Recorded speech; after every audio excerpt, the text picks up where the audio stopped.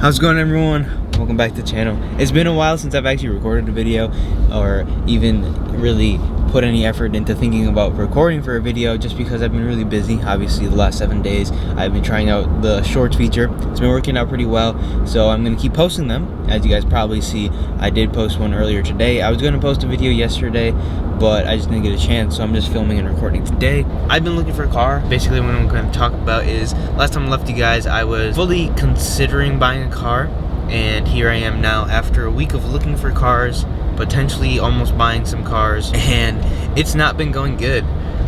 So I looked at multiple Focus RS's. I fully committed to 2 of them, and both of those cars were either first sold, or they had title issues or damage issues that I didn't know about. And then once I called them and then pried the information out from them, because I was ready to go and look at them, ready to drive 4 or 5 hours, 6 hours for a car, they're like, oh yeah, by the way, the car is a lemon title.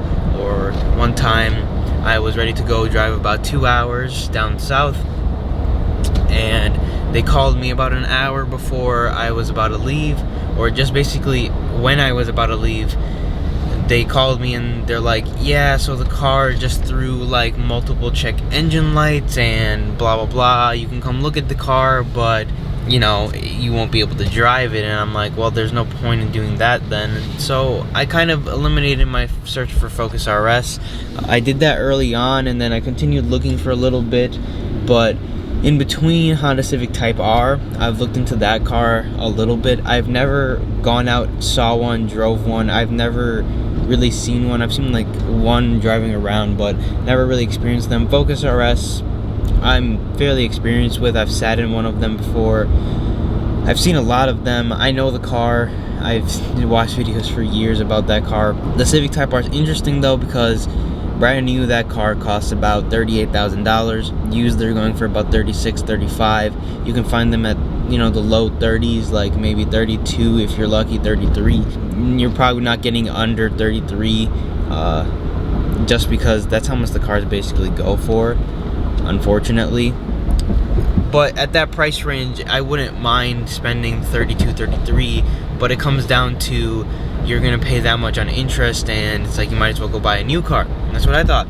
So I went to my Honda dealership. Obviously they didn't have any on the lot, and I'm like, what could I do to get a Civic Type R? And they're just like, oh yeah, you're gonna have to special order it from England. And I'm like, okay, but what if there was a new one sitting on someone else's lot? Because when I went and picked up my truck, this truck that I'm sitting in right now, I went to the Ford dealership. They found a truck in a different Ford dealer, like a state away, or like 3-4 hours away. They went, they called them, they picked it up, brought it to me, and I'm like, okay, maybe they can do the same with the Civic. But Honda doesn't do that. They don't communicate between dealers, and I was kind of surprised by that. It kind of makes sense, but again, you could always call the dealer, talk to the dealer, buy the car out and take it. But the problem with the car is that they sell over sticker, and dealerships are just trying to pry money. And the new Civic Type R Limited came out, which is like, I'm not sure, but all I know is it's yellow. There might be some extra horsepower stuff, and obviously a limited number of them are being made. That car sells for about $44,000, and there was a couple dealers. You know, the new blue color came out. I was pretty interested in that. There's a dealer with that color. I called them, and they were asking $55,000. Not the Limited, just for like a touring, which is basically a wireless charger. That it's a $300 option from the factory that you can spec on a non-touring car. What I'm really gonna buy.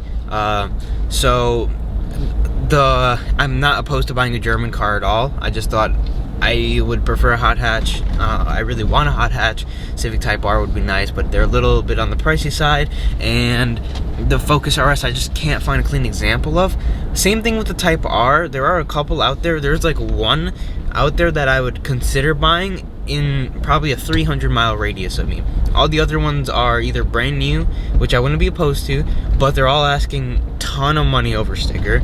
So I can't really find that. Germany makes some great cars, all-wheel drive. Mercedes has the 4MATIC cars. BMW has X-Drive. I'm going to stay away from BMW because the newer ones tend to be more unreliable. Obviously, I own one, but I just I don't like the new ones as much as I like the old ones, and that's why I have an old one. I like the new Audis. I like the new Mercedes are nice, but they don't have the performance, and you're gonna pay for the performance in that car compared to a Audi. You can get a car with about 350 horsepower for a reasonable amount of money, or about 300 horsepower with Mercedes. You're getting a car that probably has around 250 for the price, because they're more luxurious, and Audi with the Quattro system is more sporty.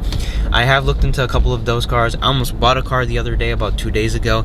I'll tell that story for a different time, but I experienced this last year, like mid last year in the summer, that every single car around me is just broken. Like, all the cars either have branded titles, they are beat up, they're just not good cars in this area. I've looked, I have the money ready to spend, and I'm looking in the right places. I'm looking at basically every online site, Facebook Marketplace, I'm looking at Auto Tempest, but I just haven't found a decent car. Now, obviously, my needs for a car are pretty high. I want a very clean car if I'm spending that kind of money.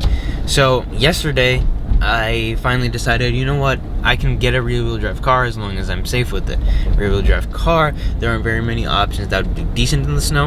A 350Z would do decent in the snow, and obviously it's about a quarter of the price for basically 300 horsepower. 300 horsepower is a benchmark horsepower number I want to have in the car I buy. Rear-wheel drive, I'd prefer rear-wheel drive to front wheel, and all-wheel's nice, but rear-wheel drive is always great to have. In the snow it's not, but it'll work, you know, I can make it work. But in a little while ago in the past, I was looking at 350s, and then I finally decided that I was going to buy all-wheel. But now that I'm back looking into 350s along with all the other cars, the same car I was looking at was still for sale.